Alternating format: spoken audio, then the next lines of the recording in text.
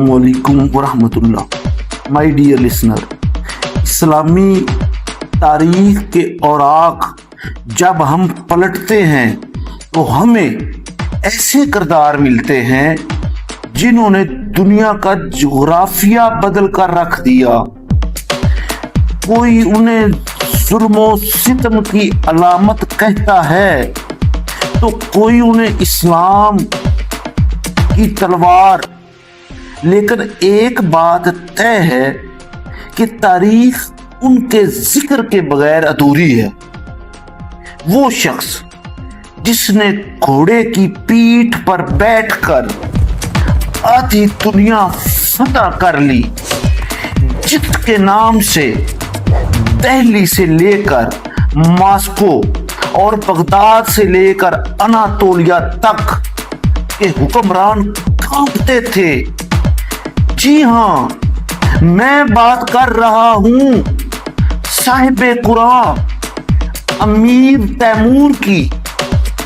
आज की इस पहली किस्त में हम जानेंगे कि वस्त एशिया के एक छोटे से गांव से उठने वाला ये नौजवान कैसे दुनिया का सबसे ताकतवर फातेह बना, वो लंगड़ा कैसे हुआ और उसके अरूज की असल कहानी क्या थी। मेरे साथ रहिए क्योंकि ये सफर बहुत सनसनीखेज होने वाला है। अमीर तैमूर की कहानी शुरू होती है 1336 में मौजूदा उज़्बेकिस्तान के एक शहर सब्ज के करीब एक छोटे से गांव कैश में तैमूर का ताल्लुक मुगलों के बरलास कबीले से था। उस वक्त वस्ती एशिया में चंगेज खान की औलाद की हुकूमत थी, लेकिन वो सल्तनत बिखर रही थी। तैमूर के वालिद अमीर तरागाई एक दीनदार और अपने कबीले के मुअज़्ज़ज़ शख्स थे। रवायत है कि जब तैमूर पैदा हुआ तो उसकी मुट्ठी खून से भरी थी। ये इस बात की अलामत समझी जाती थी कि ये बच्चा मुस्तकबिल में बहुत खून बहाएगा या एक अजीम फातेह बनेगा। तैमूर बचपन ही से घुड़सवारी और शमशीर जनी में माहिर था। उसकी जहानत का आलम यह था कि वो शतरंज का बहुत बड़ा खिलाड़ी था। लेकिन उसे तैमूर लंग क्यों कहा जाता है? अपनी जवानी के दिनों में जब तैमूर अपनी ताकत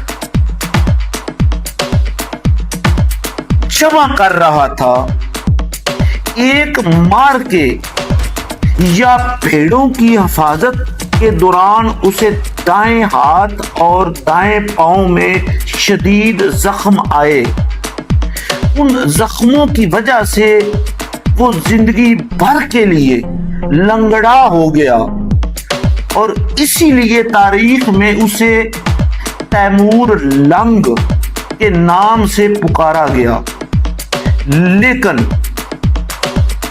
इस जिस्मानी माजूरी ने उसके हौसले पस्त नहीं किए, बल्कि उसे मजीद आने असम वाला इंसान बना दिया। उस वक्त का वस्त एशिया खाना जंगी का शिकार था। तैमूर ने देखा कि अगर उसे हिफाजत और ताकत हासिल करनी है तो उसे चालाक होना पड़ेगा।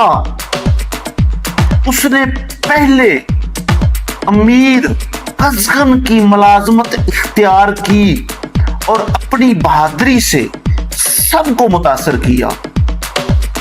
یہاں ایک اہم موڑ آیا جب اس نے اپنے دوست اور سالے امیر حسین کے ساتھ مل کر سمرقند اور ارد گرد کے علاقوں کو فتح کرنے کا منصوبہ بنایا۔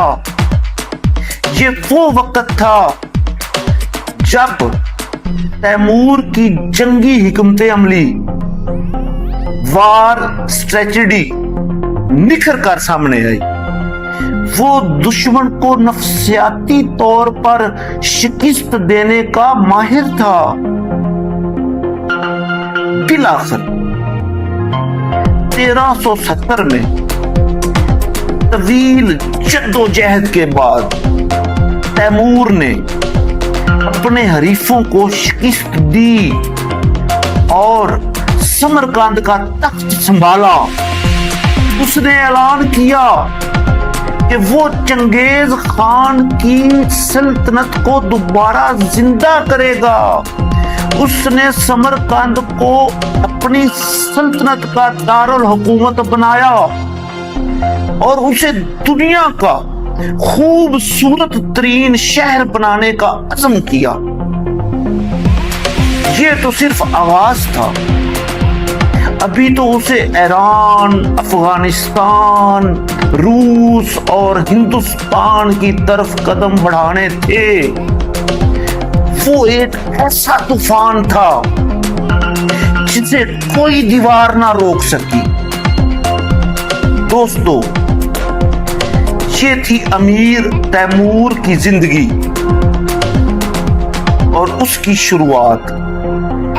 ایک عام قبیلے کا لڑکا اب وسطی ایشیا کا بادشاہ بن چکا تھا، لیکن اگلی قسط میں ہم دیکھیں گے کہ اس نے ایران اور دیگر ممالک پر کیسے قیامت ڈھائی اور اس کی جنگی فتوحات کا اصل راز کیا تھا۔ اگر آپ کو یہ پہلی قسط پسند آئی ہے تو ویڈیو کو لائک کریں اور کمنٹس میں بتائیں کہ کیا آپ کو معلوم تھا کہ تیمور لنگڑا کیسے ہوا۔ اگلی قسط کے لیے چینل کو سبسکرائب کریں۔ مائی ڈیئر لسنر، میں ہوں وسیم منشا ڈوگر، چیئرمین پاکستان کسان مزدور اتحاد۔ ملتے ہیں اگلی ویڈیو میں، تب تک کے لیے خدا حافظ۔